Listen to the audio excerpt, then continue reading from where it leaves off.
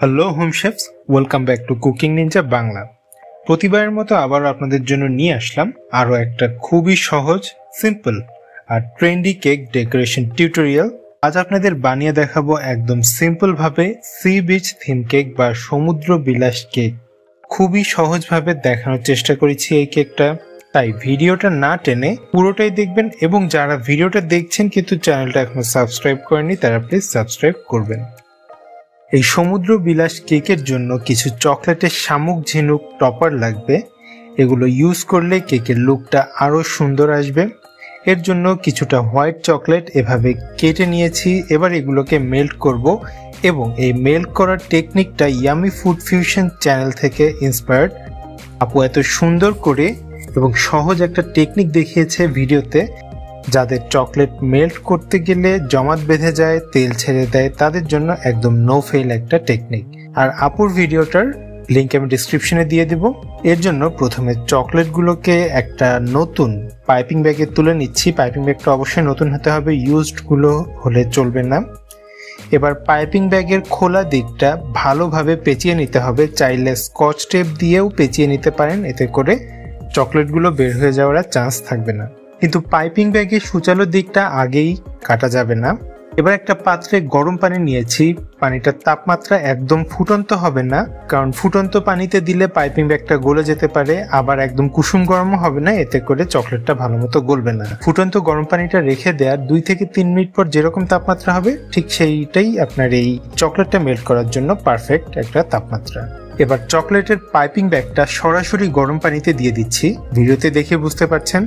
তারপর একটু এপাশ ওপাশ উল্টে নিয়ে 1 থেকে 2 সেকেন্ড পর আবারও তুলে নিচ্ছি। আর এভাবেই করতে হবে যতক্ষণ না পর্যন্ত চকলেটটা ভালো মতো মেল্ট হয়ে যাচ্ছে। বারবার এভাবে উল্টে পাল্টে নিতে হবে এবং 1-2 সেকেন্ড পর ওটাকে তুলে নিতে হবে। এক পর্যায়ে দেখবেন চকলেট সুন্দরভাবে মেল্ট হয়ে গেছে। তখন এভাবে একটু চেক করে দেখবেন ভেতরে কোনো চকলেটের অবশিষ্ট দলা আছে কিনা।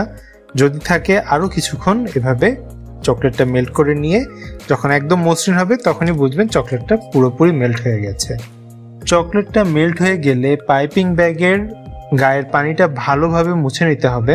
এবার এখানে একটা সিলিকন মোল্ড নিয়েছি। এই মোল্ডটা আমি বেকিং টুলবক্স থেকে নিয়েছি। এমন যে কোনো ধরনের মোল্ড সহ বেকিংয়ের সব ধরনের প্রোডাক্ট পাবেন bakingtoolbox.com-এ। তাদের ওয়েবসাইট ও ফেসবুক পেজের লিঙ্ক ডেসক্রিপশনে দিয়ে দিয়েছি। এবার চকলেট ভর্তি পাইপিং ব্যাগের সূচালো দিকটা খুব ছোট করে কেটে নিয়ে এই মোল্ডের ভেতর দিচ্ছি। আর এই মোল্ডে আলাদা করে তেল বা বাটার কিছু ব্রাশ করে নিতে হবে না, এটা সিলিকনের। যখন আপনার চকলেটটা জমাট বেঁধে যাবে বা সেট হয়ে যাবে, এটাই একাই বের হয়ে আসবে।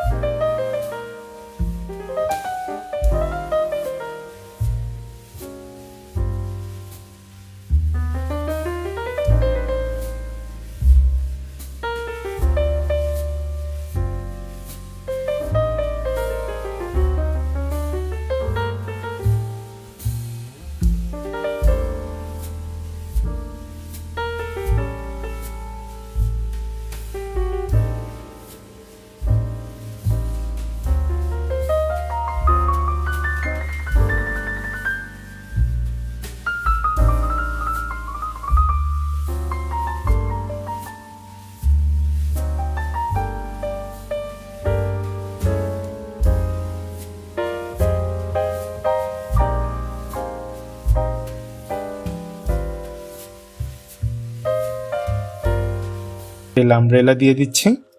আর তারপরে রেডি হয়ে গেল এই সি বিচ থিম কেক বা সমুদ্র বিলাস কেক। আর এটা হচ্ছে আমার কেকের ফাইনাল লুক। তাহলে কেকটা কেমন লাগলো জানাতে ভুলবেন না। আর ভিডিওটা ভালো লাগলে অবশ্যই লাইক দিয়ে ফ্রেন্ডস অ্যান্ড ফ্যামিলির সাথে শেয়ার করবেন। আর প্লিজ চ্যানেলটা সাবস্ক্রাইব করতে ভুলবেন না। আজ তাহলে এ পর্যন্তই। সবাই ভালো থাকবেন, সুস্থ থাকবেন। আল্লাহ হাফেজ।